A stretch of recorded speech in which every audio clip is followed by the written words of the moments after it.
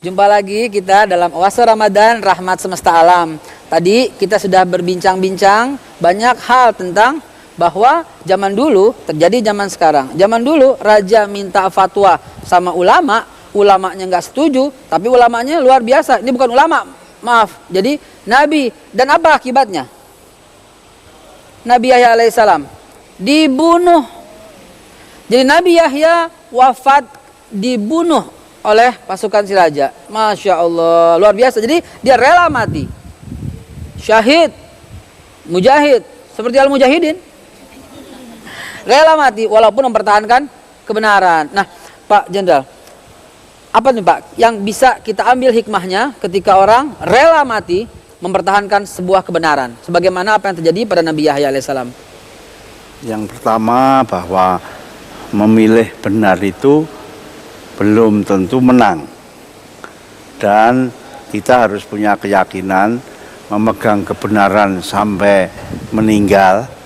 Itu berarti bahwa memang manusia itu berkeyakinan bahwa setelah kehidupan itu, setelah kematian itu ada kehidupan. Jadi memilih benar seperti para khalifah, Khalifah Abu Bakar itu kan dibunuh juga, padahal dia milih yang benar. Jadi milih benar itu belum tentu enak, gitu. Di dunia, di dunia. Tapi dia yakin, kenapa berani? Karena dia yakin bahwa kebenaran itu yang harus dipegang. Karena itu dari Allah Subhanahu Wa Taala, dan dia punya keyakinan bahwa setelah walaupun dia dibunuh ada satu kehidupan dan mendapat pahala dari Allah Subhanahu Wa Taala. Jadi apapun yang penting kebenaran, begitu ya. Nah Pak, boleh ya kita lempar ya pertanyaan ya kepada jamaah yang telah ada di Masjid Nursia Daud Paloh ini. Ada yang mau bertanya? Tanya? Ya silakan. Bismillahirrahmanirrahim. Assalamualaikum warahmatullahi wabarakatuh. Waalaikumsalam warahmatullahi wabarakatuh. Begini Pak Ustadz Aika. Iya Bu. Saya ingin menanyakan bagaimana membangun kepercayaan diri dalam kebenaran. Karena seringkali berbagai manusia takut untuk mengungkapkan kebenaran di antara orang-orang yang salah atau tidak tahu akan sesuatu hal yang benar. Bagaimana percaya diri dalam mempertahankan kebenaran? Ya. Maksudnya kalau kita jadi nggak pede nih, nggak pede. Nggak pede. Dalam mempertahankan kebenaran nggak pede. Nggak. Waduh. Ya, saya jawab dulu ya. Saya jawab, Pak Jenderal, mohon izin. Saya menjawab dulu sebentar nih. Kalau saya Bu, kebenaran tuh saya pede. Justru salah, kita nggak pede. Kalau salah itu bukan pede, namanya PDCK. Tahu nggak artinya? Percaya diri cakep kagak. PDCK, percaya diri cakep kagak. Nah jadi gini, bagaimana caranya supaya kita tetap percaya diri dengan mempertahankan kebenaran? Caranya gini Bu, ya.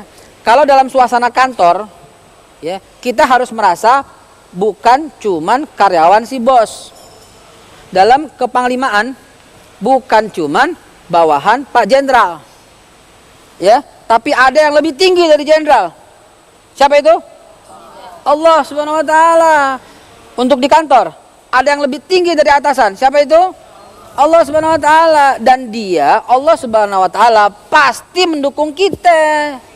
Iya enggak? Kalau kita bertahan pada kebenaran. Dan kalau Allah sudah bantu 1 juta umat manusia tidak bantu, menang enggak?